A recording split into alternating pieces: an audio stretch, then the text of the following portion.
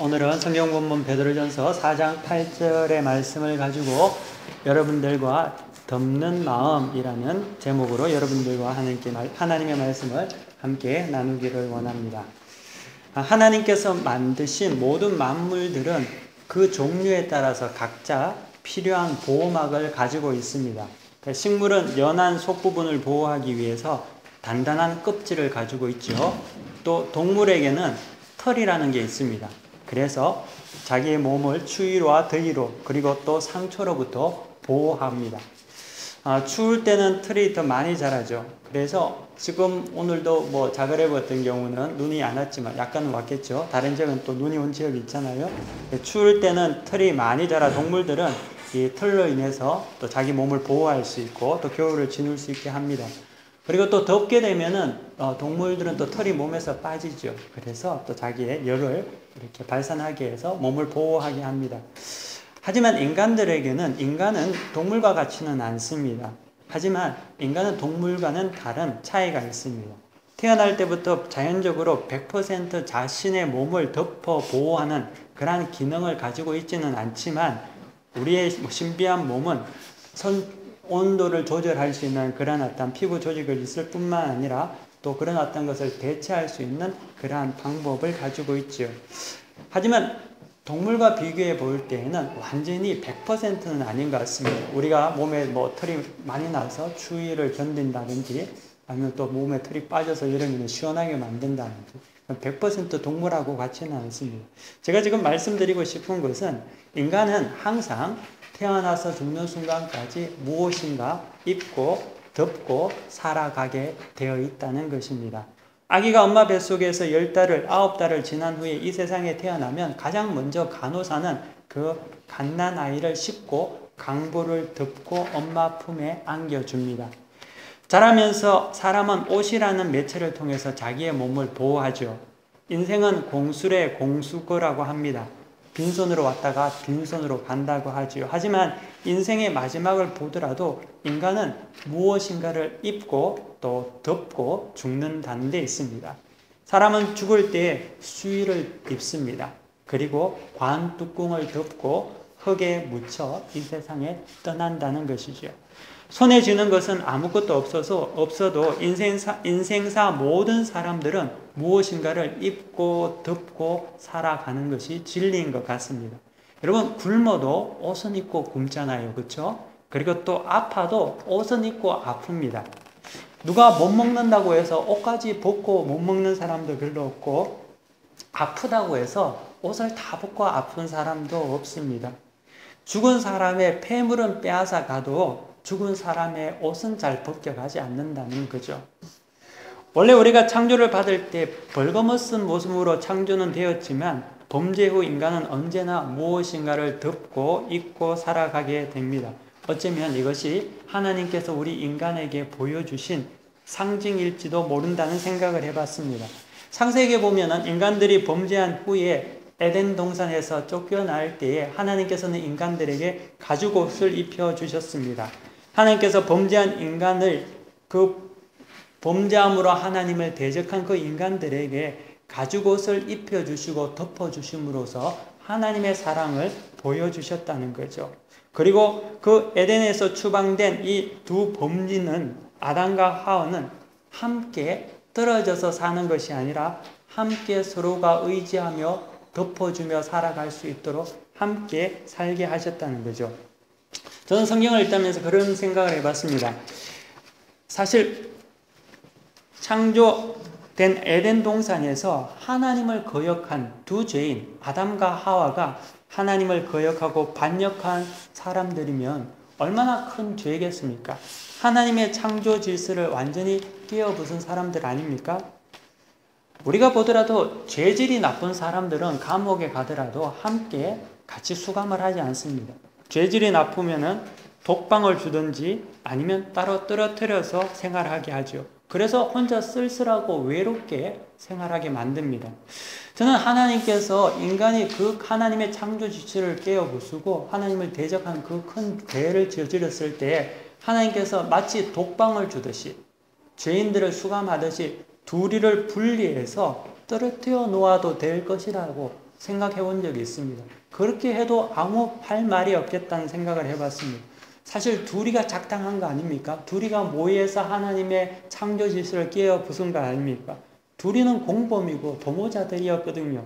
함께 두면 또 죄를 지을 거거든요. 그럼에도 불구하고 하나님은 그들을 떨어뜨리지 않고 함께 두셨다는 거죠. 죄질로 따지면 중죄에 해당하고 최초의 범죄자들이었지만 하나님께서는 그들을 참아주시고 보호하시고 덮어주시고 마침내 에덴에서 나갈 때에도 가죽옷으로 덮이시고 둘이가 서로 보호하며 의지하며 덮어주며 살아갈 수 있도록 함께 보내셨다는 거죠.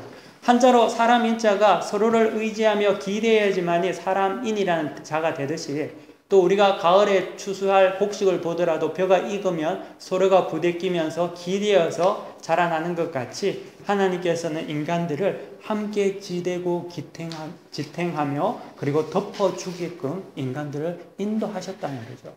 사랑하는 여러분, 여러분들이 이곳에 하나님 말씀을 통해서 또 이곳에 여러분들이 계시는 이유가 이곳에 있습니다. 하나님께서는 여러분들을 덮어주시고 사랑으로 늘 함께 하시기를 원하십니다.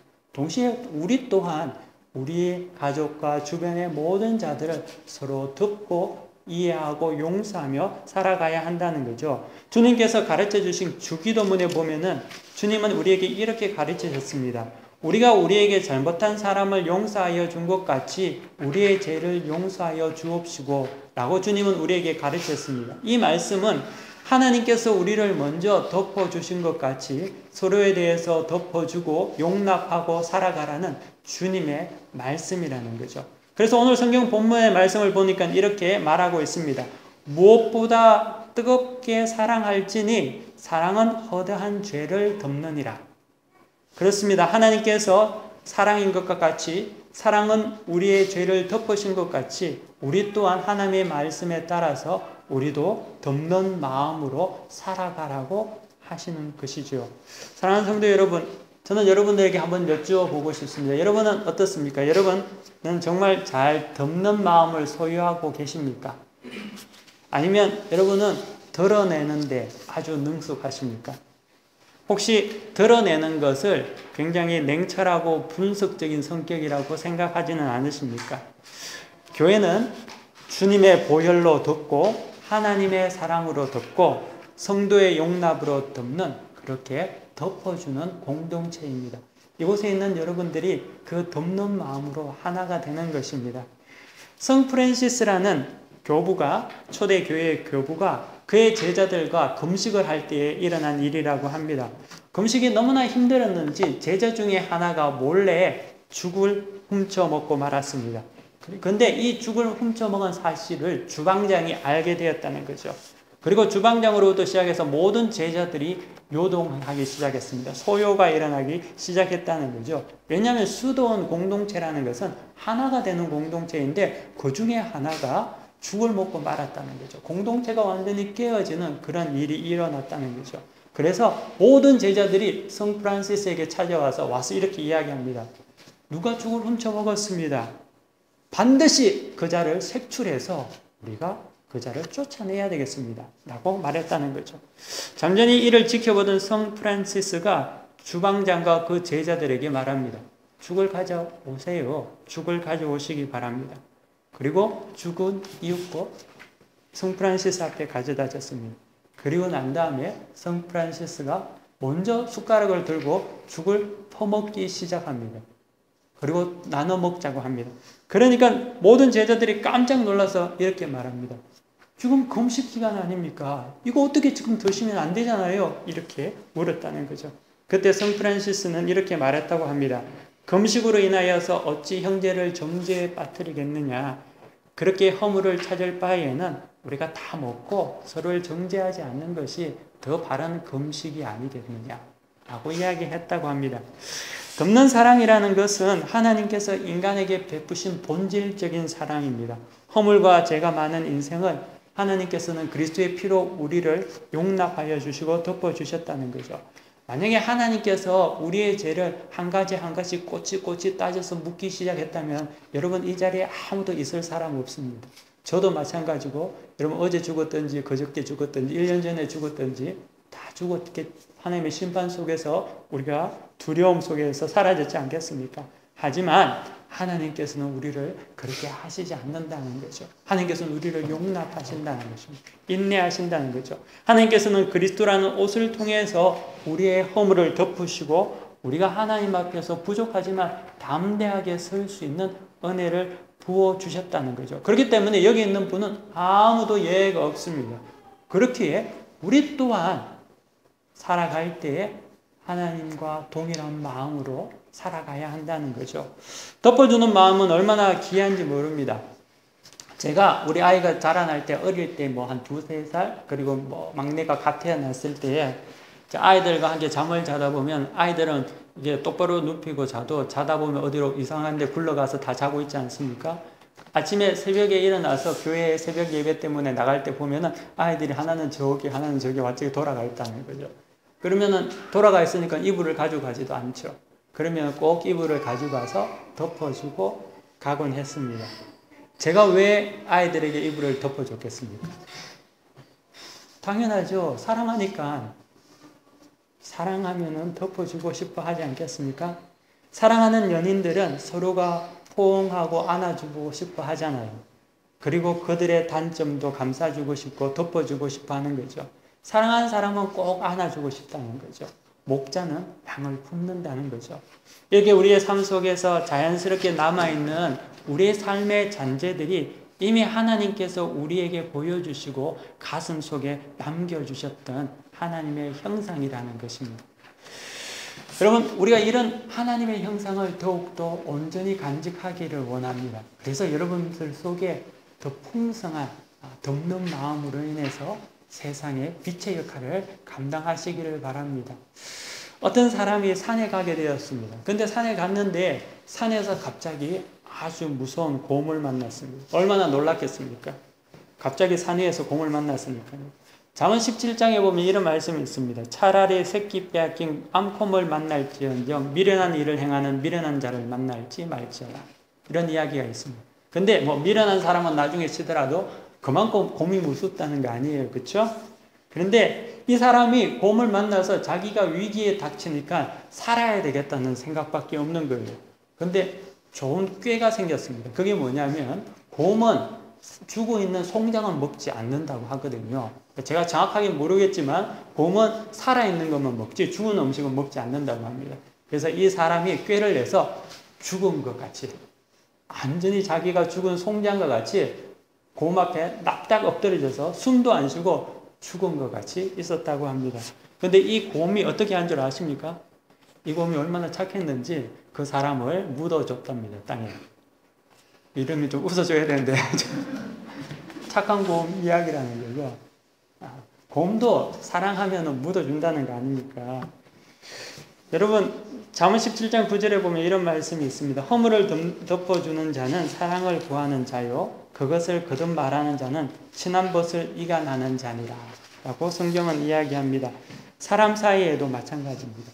덮어주는 마음, 이해하는 마음, 용서하는 마음, 그 마음이 우리를 살립니다. 모두를 살립니다. 부부관계도 마찬가지죠. 자녀관계도 마찬가지입니다. 친구관계도 마찬가지입니다. 사람은 말이죠. 자기가 행한 일에 대한 결과를, 자기가 한 일에 대한 평가를 스스로 알고 있습니다. 아주 무식하거나 아니면 어리석거나 아집이나 고집에 똘똘 뭉친 사람이 아니라면 그리고 예수 믿는 자라면은 적어도 자기가 행한 일에 대한 자잘못을 알고 있다는 거죠. 실수하죠. 어떨 때는 잘못할 때도 있습니다. 근데 자기도 자기가 잘못했다는 거 알고 있다는 거죠. 내가 부족하다는 것도 알고 있습니다. 근데 인간이라는 게 이 자존심 때문에 말을 못한다는 겁니다. 자기가 잘못한 것도 실수한 것도 알지만 자존심 때문에 솔직히 털어내어 놓지 못할 때가 있다는 거죠. 하지만 마음 한구석에는 그 마음에 대한 늘 부담이 있습니다. 그렇기 때문에 그 마음을 드러내지 말고 덮어주고 용서하고 이해할 때 그 큰 하나님의 은혜가 그들 가운데 일어나고 감사하게 되고 사랑하게 되고 풍성한 열매가 이루어진다는 거죠. 왜 아이들이 부모님이 이야기하는 것에 대해서 사사건건 반항하겠습니까? 어떨 때는 덮어주기보다도 더 드러내기 때문 아니겠습니까? 왜 남편들이 아내의 잔소리를 싫어하겠습니까? 왜냐하면 남편도 잘 아는데, 자기가 문제인 것을 아는데 자꾸만 아내가 이야기를 하면 그것이 싫은 거 아닙니까? 그래서 더 삐딱하게 행동하지 않습니까? 또 남편도 마찬가지로 아내에게 이건 이래서 잘못됐고 냉장고는 왜 청소 안 하고 집안이 왜 이러냐 항상 그렇게 이야기하면 설령 그것이 맞다 하더라도 듣기 싫은 거거든요. 혹시 압니까? 밥에 뭘 어떻게 넣을지? 물론 그렇지는 않겠지만 누구나 돕는 마음을 통해서 사랑은 더 풍성해지고 또 그 가운데 큰 은혜가 넘친다는 거죠. 교회도 마찬가지라고 생각합니다. 교회도 함께 사랑으로 섬기고 듣고 이해하고 그럴 때 하나님의 영광이 나타난다는 거죠. 그래서 우리가 교회 생활을 할 때 가장 중요한 것이 말 조심이라는 거죠. 항상 좋은 말, 은혜로운 말, 그리고 격려하는 말을 해야 된다는 거죠. 그때 하나님께서 우리 가운데 큰 은혜를 부어주신다는 거죠. 우리 시대에 참으로 중요한 마음이 있다면 그것은 돕는 마음이라고 생각합니다. 그리고 오늘 성경도 우리에게 사랑하라고 합니다. 그리고 뜨겁게 사랑할 때에 우리의 모든 죄를 덮는다고 성경도 증거하고 있습니다. 부부 관계에서도, 자녀 관계에서도, 교회 안의 성도 관계에서도, 사회 관계 속에서도, 모든 만남의 관계 속에서 이 덮는 마음이 있다면 그 가운데서 온전한 충성이 나타나고 온전한 사랑이 나타나고 온전한 열매가 나타난다고 믿습니다. 그러므로 우리는 그러한 삶을 살아가는 그리스도인들이 되어야 할 줄 믿습니다. 이곳에 계신 여러분들이 이 덮는 마음으로 이 땅에 살아가신다면 자그레브는 제가 알기로는 천국이 될 겁니다. 교민사회는 반드시 천국이 될 거라고 믿습니다. 여러분들이 그런 천국의 메신저가 되시기를 바랍니다.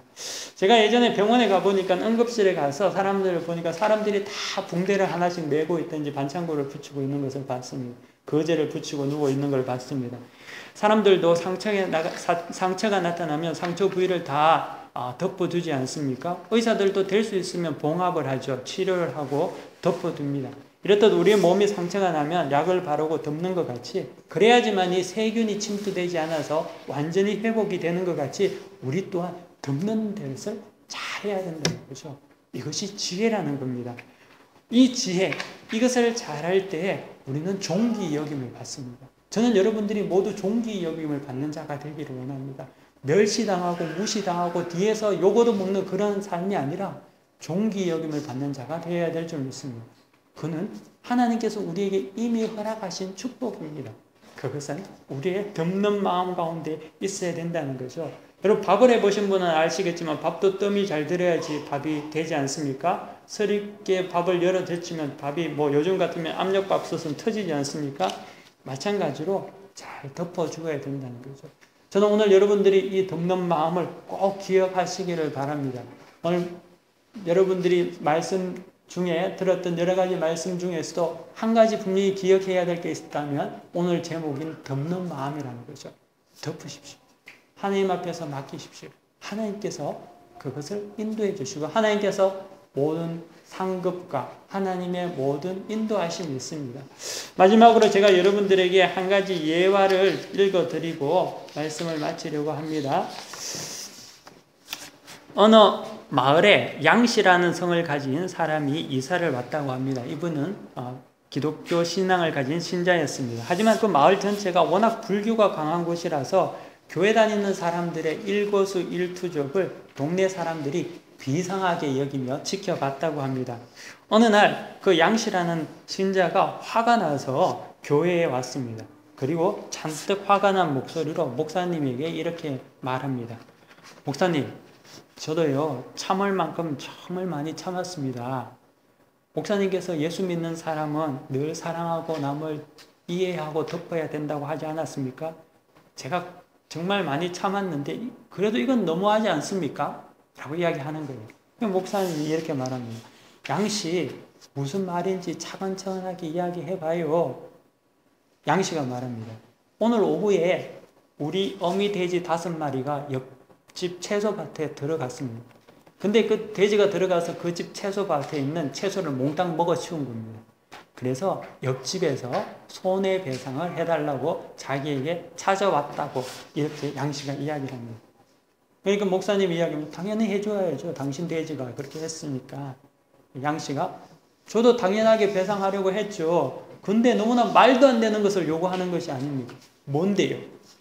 어미 돼지 5마리를 자기한테 달라는 겁니다. 채소 먹었다고 그 돼지 5마리를 자기한테 다 가져오라는 겁니다. 그래서 이 양씨가 화가 씩씩 나서 목사님한테 이야기를 한 겁니다. 목사님이 그 양씨에게 이렇게 말합니다. 아마 그분이 형제님을 시험해 보려고 그런 거 들 테니까 너무 흥분하지 마시고 또 예수 믿는 사람은 뭔가 달라야 되지 않겠습니까? 그래서 양씨가 그가 원하는 대로 잘 이야기해서 들어주시기 바랍니다. 혹시 큰 손해를 당하더라도 하나님께서 채워주실 수 있으니 그렇게 하지 마시고 진짜 자기 성질대로 하지 말고 꼭 잘 해결하십시오 하고 돌려보냈습니다. 그러니까 양씨가 굉장히 깊은 고민에 빠진 후에 돌아갔습니다. 돌아가고 난 이후에 목사님의 말씀에 순종을 하고 정말 어렵고 힘든 결정이었지만 그 옆집 주인이 말한 대로 돼지 5마리를 다 그에게 준 겁니다. 그때가 여름 때였는데 시간이 이제 흐르고 흘러서 가을이 지나고 겨울이 되었습니다. 어느 날 늦은 밤에 양씨가 또 목사님에게 막 찾아왔다고 합니다. 목사님, 제가 드릴 말씀이 있습니다. 뭔데요? 일전에 제가 목사님에게 말씀드리긴 했는데 그 일로 인해서 제가 굉장히 분했습니다. 너무나 화가 많이 났습니다. 잊지 못했는데요. 오늘 아침에 하나님의 기적이 일어났습니다. 이렇게 이야기하는 거예요. 이게 뭡니까? 라고 물으니까 글쎄 옆집에 있는 황소 7마리가 자기 집 밭에 들어와서 모든 밭 채소를 먹었다는 게 아닙니다. 완전히 쾌재를 부려. 그래서 목사님 보고 목사님 제가 5마리 주고 황소 7마리를 받게 됐습니다. 할렐루야. 맞지요? 하나님께서 축복해 주셨습니다. 라고 이야기를 한 겁니다. 그러니까 목사님이 이렇게 이야기합니다. 그래도 되겠습니까? 그러니까 양씨가 아니요. 그 사람이 자기 황소 7마리가 우리 채소밭에 와서 엉망을 만든 것을 보고 난 다음에 아주 이상한 눈치로 어찌할 바 모르는 그런 눈치를 자기를 보면서 이렇게 이야기했다는 겁니다.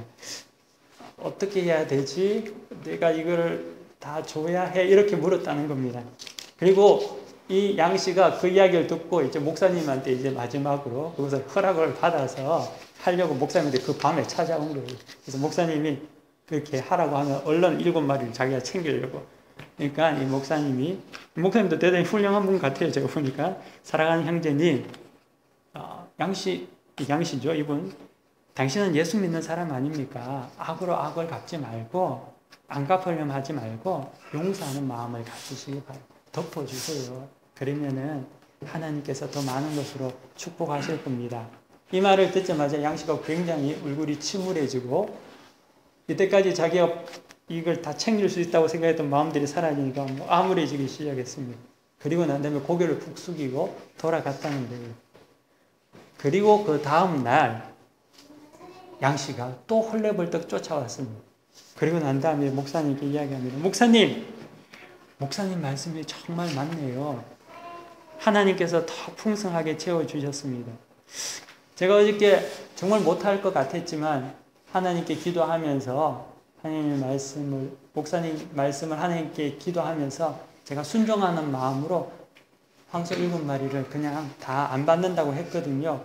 그런데 오늘 아침에 옆집 주인이 자그만치 돼지 새끼 50마리를 가지고 왔습니다. 다 내 거라고. 왜냐고 물어봤더니까 그 돼지가 지난번 자기 가져갔던 돼지 5마리가 새끼를 친 거예요. 그 사이에.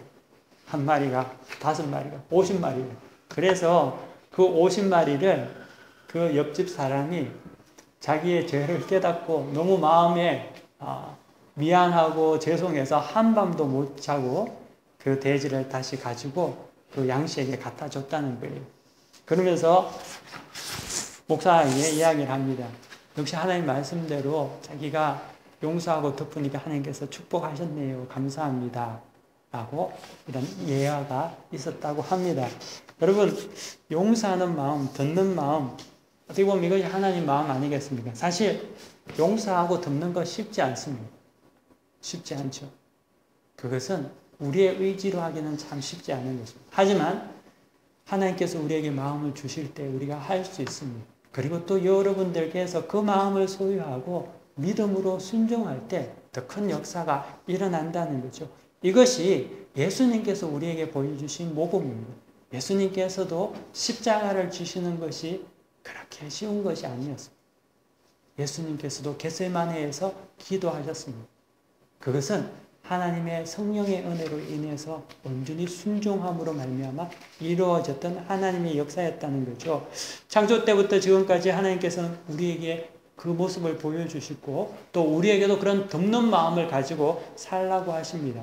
히브리서 4장 13절에는 지은 것이 하나라도 그 앞에서 나타나지 않음이 없고 오직 만물이 우리를 상관하시는 자의 눈앞에 벌거벗은 것 같이 드러나니라 라고 합니다. 밝히 드러내는 것은 여러분 하나님의 일입니다. 그리고 우리가 해야 할 일은 덮어주는 것이죠. 마치 하나님께서 아담과 하와에게 가죽옷을 덮어주신 것 같이 덮어주시는 것이죠. 우리의 치부를 감추신 것 같이 우리 또한 덮는 마음으로 살아가야 할 줄 믿습니다. 이것은 하나님의 명령이라는 거죠. 사랑하는 성도 여러분, 저는 우리 모두가 이런 덮는 마음을 소유해서 살아가기를 원합니다. 한 해를 돌아보십시오. 여러분, 어떤 사람은 생각만 해도 마음이 갑자기 막 화가 나기 시작한 분이 혹시 있을 수도 있죠. 올 한 해 지내면서 내가 빌렸던 못 받은 그런 사람들 혹시 하나 있을 수 있죠. 나한테 상처 준 사람도 있을 거라고 생각합니다. 하지만 하나님의 마음, 하나님의 말씀에 따라서 여러분들이 순종하십시오.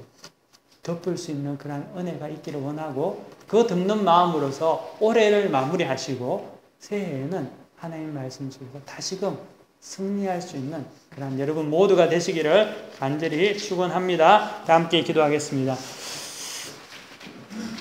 거룩하신 하나님 아버지 감사합니다. 오늘 또 우리에게 또 이 말씀을 통해서 우리 자신을 다시금 돌이켜보고 듣는 마음으로서 이해하는 마음, 용서하는 마음으로서 한 해를 마무리하기를 원합니다. 하나님 아버지 우리 가운데 더 큰 하나님의 은혜를 부어 주옵소서. 우리가 누군가를 용서하고 돕고 또 우리가 이해하고 살아가는 것은 참으로 쉽지 않습니다. 하지만 성령께서 우리 가운데 역사하실 때 이 모든 일들이 가능할 줄 믿사오니 하나님 우리에게 성령의 기름을 부어 주시옵시고 그로 인해서 우리가 낙심하고 또 우리가 그로 말미암아 좌절하고 괴로워하며 우울해하며 사는 것이 아니라 하나님께 주신 회복의 기쁨과 위로의 기쁨으로 승리할 수 있는 우리 모두가 되게 하여 주옵소서. 모든 것을 주님께 의탁하며 감사드리며 예수 그리스도 이름으로 기도드립니다. 아멘. 다 함께 자리에서 일어나셔서 폐 찬송 부르시겠습니다. 찬송가 222장 찬송입니다.